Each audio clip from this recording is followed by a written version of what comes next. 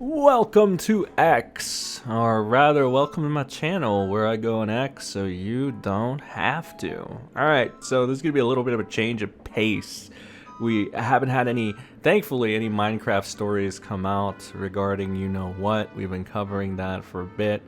So thankfully, everything's settled down a little bit. I mean, sure, lives are still going to be ruined at the end of this, but, you know, at least the ladies got their stories out there, right? Anyway.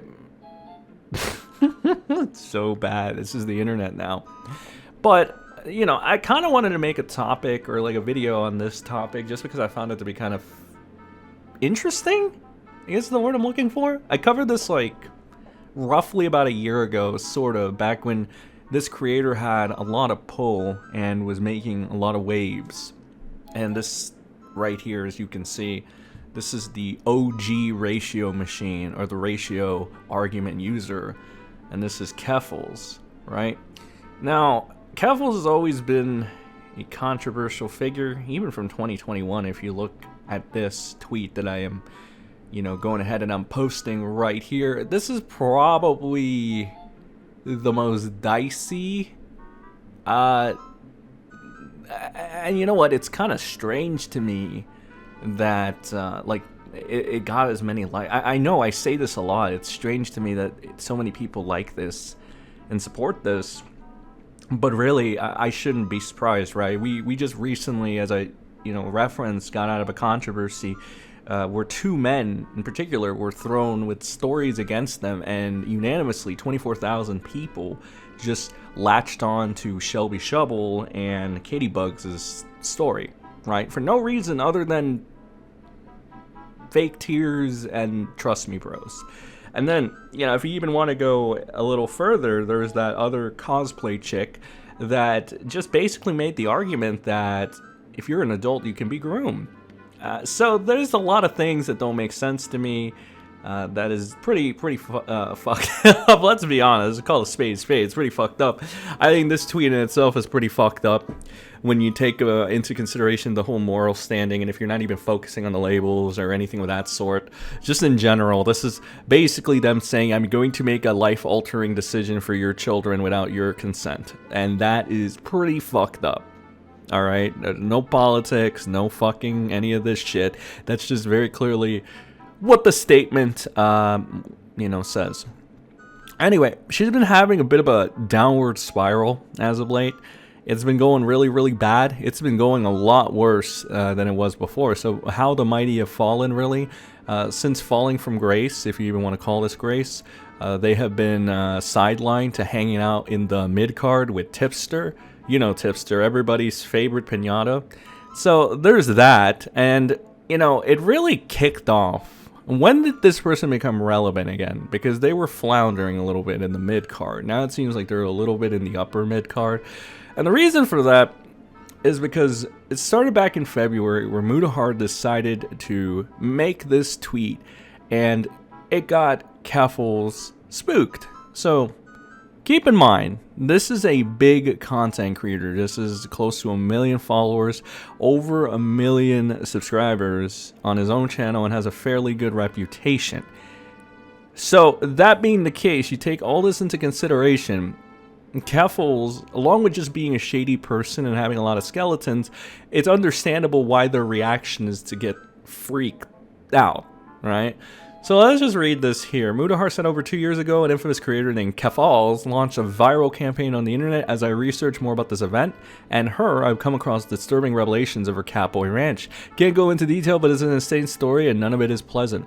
And these were like they're not even rumors. They weren't even rumors because they were blatantly posted in public. Keffals has always had this bad habit of just thinking, especially during 2021, around that time, because everybody was enabling their behavior. Most of the people out there were enabling their behavior in order for them to get away with such things. But there was this Catboy Ranch Discord that I believe where, you know, it wasn't... is a very strange place. I'll say that. There were talks of, you know, weird collars on minors and stuff like that, and it's just it's all fucked up. It's just a lot of bad shit over there overall. So he said, I planned to cover this sooner, but in the last few weeks I've had time to truly put forward towards project, and this was at the top. If anyone wants to come forward with more information on the now deleted info, please contact via DMs. So, yeah, this info was kind of just known. Like, generally speaking, if you paid attention to Keffals for more than 5 seconds and didn't want to stay in good graces with them, you would have known about this, because it was just very blatant. Which, to be honest, you know, let me go ahead and take a little bit of, let me give you a little bit of the realism pill, alright? So, realistically, this had always existed for a hot minute, and it was always a concern. Right, everything that Mutahar is concerned about now, every bit of this was already known when people like Nicholas the Oreo and Augie RFC were trying to be on good terms and neutral ground with Keffals, even people like Boblax. I mentioned those three because they were the top pillars in that community, the commentary community. It's nothing personal towards them. If they take it personal, that's their problem. But I'm stating the facts. The fact of the matter is these people wanted to be on decent terms with somebody that owned Catboy Ranch. Essentially, what it is people are essentially calling Keffals a groomer because, again, if you look into this kind of infamous ranch, or whatever you want to call it, it's kind of fucked up. It is really fucked up. So why anybody would want to network with this person in the first place or be on good terms with them is beyond me, and I just don't really understand it. Again, it's nothing personal towards Nicholas the Oreo, Boblax, or even Augie RFC, who's not even here anymore. It's just pointing out a fact. In particular, Nick the Oreo, right? Why the hell were you still on good terms, or at least didn't call this chick out? I guess the only courtesy or charitability you can give him is that he didn't see the time to do it, but this seems like one of those things where, I don't know, you kind of point it out. You know, I don't know. Truthfully, I don't know what led to this event. I'm just saying it's another one of those scenarios like with Mama Max where you probably should have said something earlier rather than just being like, yeah, we could be on neutral terms or we could be on decent terms, Keffals.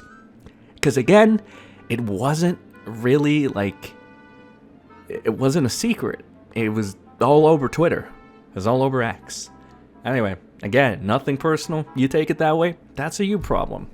Anyway, we fast forward even past this, right? And now it's Willie Mac's show.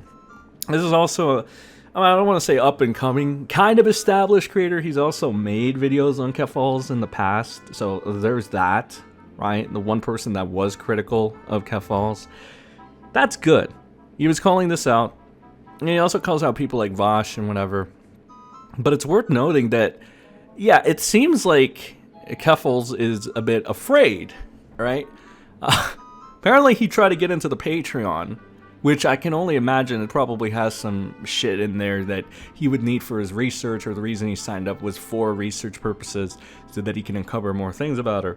However, apparently the membership was immediately canceled because this person decided to cancel it. Well, the person in question, being Keffals, decided to cancel his membership. Now, why could that be? Well, let's try to piece it together. Here it is. Alright, I'm pretty sure I am blocked by this person, so I needed to get the screenshot of it, but I think you guys should be able to see it quite well here. So we got Keffals apparently replying to him. I don't think it's a quote tweet, I think it's just the screen cap thing. So Keffals says, I'm sorry, but this is really weird behavior. He subscribed to multiple Patreons I run to make an epic takedown video of me. I blocked him twice and he DM'd me 2 days consecutively to try to get more dirt on me. This feels creepy. YouTubers aren't journalists. They do not abide by any codes of ethics, and I have no interest in participating in any of this. People can make as many Keffals bad videos as they want, as is their right, but at what point does this just become stalking instead of research? Anyway, I blocked him. I'm not interested in fighting with him or doing drama slup content about it. I am genuinely done with this incredibly toxic sphere of the internet. So kind of like a lot to unpack here. Overall, though, it just reads like they have something to hide.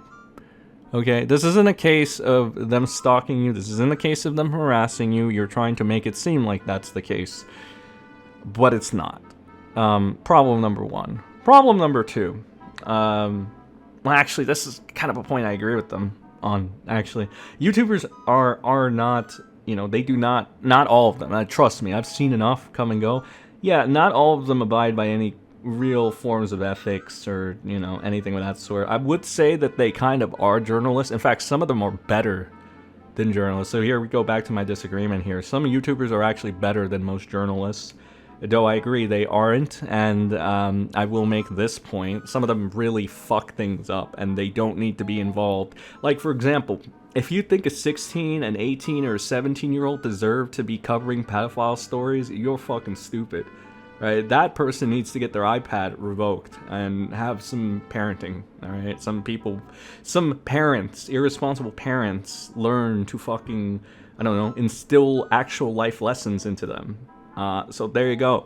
Conservatives got it right for that one. So overall, this just looks like a really bad look on their part, and it just seems like they're scared of the inevitable. So I wonder what it could be. I don't know if it's going to be anything that hasn't been brought up already against this person. Possibly there are new things, but whatever. And if you could tell for a final statement, you can really see them not have as many interactions as they did before. Yeah, when I told you they've been relegated to the mid-card, to being around Tipster, I wasn't joking. Overall, their whole little campaign of... So anyway, that's all I have for this video, guys. I'll see you in the next one. Goodbye.